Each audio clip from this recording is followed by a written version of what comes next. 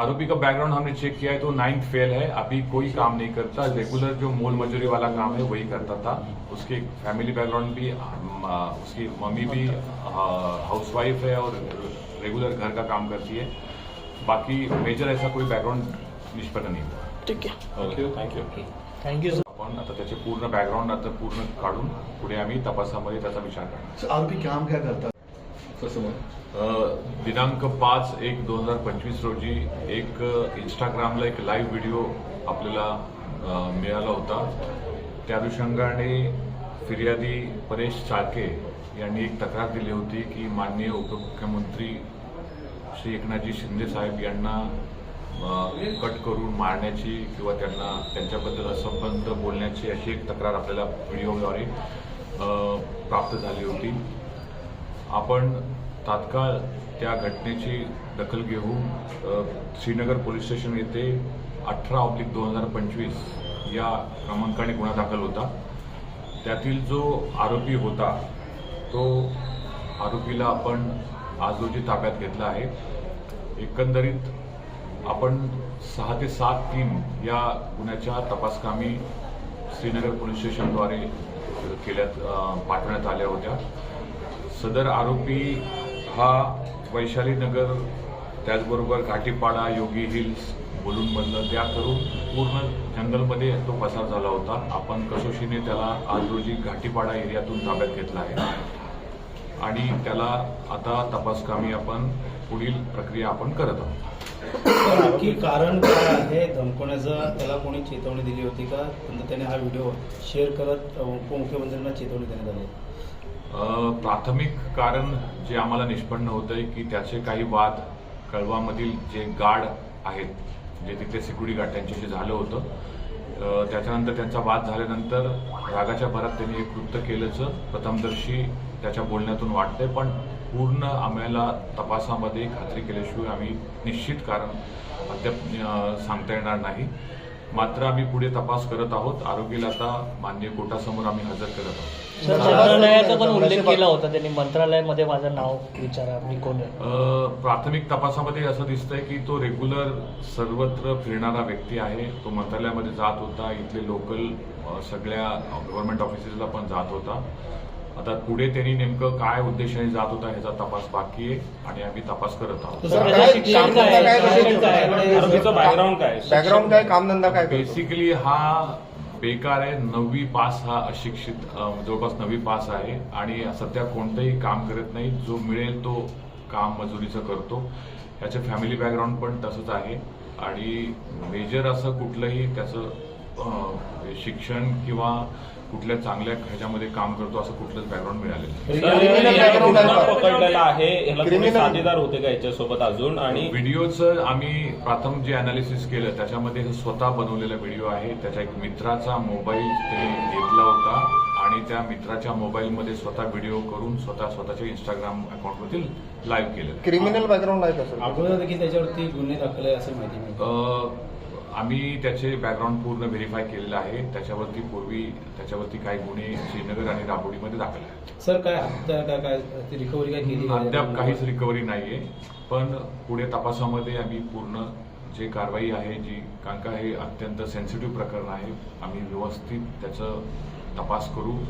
योग्य पद्धतीने ह्याची गुन्ह्याची उकल झाली त्याबद्दल मी श्रीनगर पोलीस स्टेशनचं आभार मानतो आणि पुढे आम्ही निश्चित तपास करतो। विकृत आहे का मेडिकल का रिपोर्ट सादर झाले? अद्याप कुठलेही असं रिपोर्ट सादर केलेला नाहीये, पण त्याचे फॅमिलीशी बोलून आम्ही पुढे तपास करतो आहोत। पण त्याचं जे वर्तन आहे ते असंबद्ध असं वाटतं असं फॅमिलीचं म्हणणं आहे। ठीक है। एकनाथ शिंदे को धमकी देने वाले आरोपी को 24 घंटे के भीतर गिरफ्तार किया गया है। क्या कुछ इसका बैकग्राउंड है, किस तरीके से इसको गिरफ्तार किया गया? ये 5 जनवरी को एक मामला पुलिस के सामने आया था। कंप्लेनेंट यहाँ के जो है परेश चाळके जी, उन्होंने एक कंप्लेंट दी थी कि एक शख्स जो लाइव वीडियो इंस्टाग्राम पे उन्होंने शेयर किया और उसमें माननीय महाराष्ट्र के उप मुख्यमंत्री जी एकनाथ शिंदे साहब के अगेंस्ट कुछ थ्रेट ऐसा वर्ड यूज करके ऐसा धमकी का वीडियो वायरल किया था। हमने 12 घंटे से पहले ही कंसर्न आरोपी को हमने हिरासत में लिया है। प्राथमिक इन्वेस्टिगेशन में ये पाया गया है कि वो उसका एजुकेशन 9th पास है और उसका कुछ पूर्व 2 दिन पहले हॉस्पिटल के सिक्योरिटी गार्ड से कोई उसका लड़ाई हुई थी। उसी टेंशन में, उसी झगड़े में उसने ये कृत्य किया था। उसका फैमिली बैकग्राउंड भी हमने वेरीफाई करना शुरू किया है और आगे का इन्वेस्टिगेशन शुरू किया। सर, जिस तरीके से महाराष्ट्र के उप मुख्यमंत्री एकनाथ शिंदे को जब इसके पहले भी मंत्री थे, इस दौरान भी गढ़चिरौली से अनेक धमकी वगैरह आई थी, उस एंगल से भी जांच पड़ताल की जाएगी क्या? कुछ सुरक्षा में इजाफा करने की भी आपकी कुछ तरकीब रहेगी क्या इसके अंदर? माननीय वीआईपी सिक्योरिटी के अनुसंधान में जितने भी पॉसिबल एंगल है हम सब चेक करेंगे। ये आरोपी का बैकग्राउंड भी हमने पूरा वेरीफाई करेंगे। अभी आज ही उसको हिरासत में लिया है। आगे का इन्वेस्टिगेशन में जितने भी एंगल है उस पर कार्रवाई की जाएगी। सर, आरोपी की उम्र क्या थी सर? आरोपी का जो एज है अभी 23 इयर्स का आरोपी का एज है। सर, जिस तरीके से बताया जा रहा है कि मानसिक संतुलन भी उसकी कहीं ना कहीं खराब नजर है, परिवार वालों का ऐसा कहना है। हमने उसका फैमिली बैकग्राउंड चेक किया है तो फैमिली वालों को उसकी लास्ट 2-3 महीने से उसका बिहेवियर में कुछ चेंजेस आ रहा है, लेकिन मेडिकली हमारे पास कुछ भी ऐसा प्रूफ अभी नहीं है। लेकिन हम पूरा वेरिफिकेशन करेंगे और आगे की कार्रवाई में, तपास में सब कुछ ऑन रिकॉर्ड लाएंगे। आरोपियों कहाँ से अरेस्ट किया गया था सर? आरोपियों को ये जो आरोपी है उसको घाटीपाड़ा एरिया है जो मुलुंड के ऊपरी हिल एरिया है, वहां से हमने अरेस्ट किया।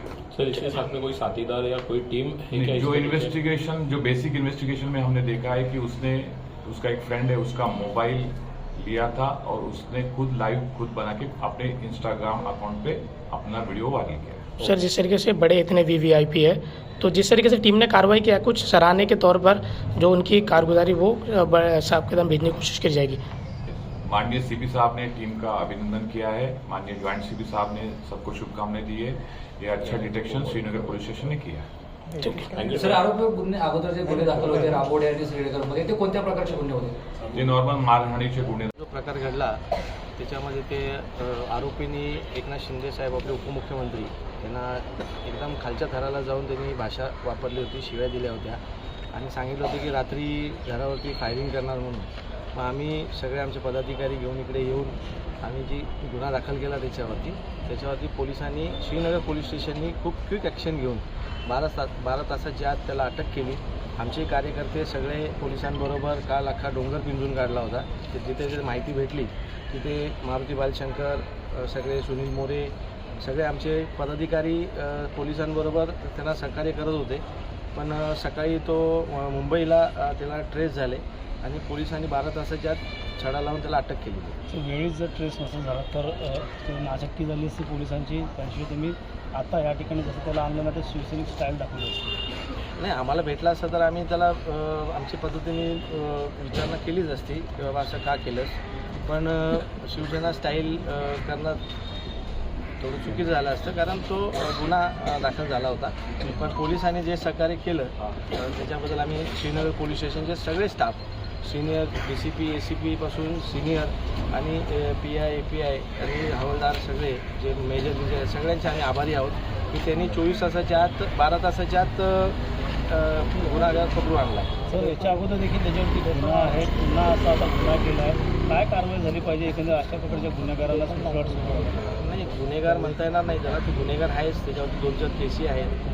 पण थोडंसं मध्ये एकदा त्याला थोडंसं मारहाण झाली होती एका ह्याच्यामध्ये, तर त्याच्या आता त्याच्याशी बोलल्यानंतर असं वाटतंय की त्या डोक्यावरती काही परिणाम आहे, त्या परिणामानुसार काही आता पोलीस चौकशी करतीलच, बघू आता काय मागणी असणार तुमची? नाही, आमची मागणी आहे की त्याला कडक शिक्षा व्हावी। त्यांनी काल जे उच्चार वापरले आहेत मुख्यमंत्री साहेबांबरोबर त्याच्याशी काही त्यांचा संबंध नाही, त्यांनी काही त्याला वाईट बोललं नाही कधी, किंवा मुख्यमंत्री साहेब तुम्ही आमच्याविषयी पत्रकारांना चांगले माहीत आहेत की ते कोणी गेल्यानंतर त्यांचं काम नाही, त्यांच्याकडे शब्द नाही आहे। पण आता ह्यांनी का केलं, कशासाठी केलं, एवढं टोकाची भूमिका का घेत होता ते आता त्याच्यात माहिती पडेल आपल्याला। जो आरोपी है वो हमारे इधर के वारलीपाड़ा के रहवासी है।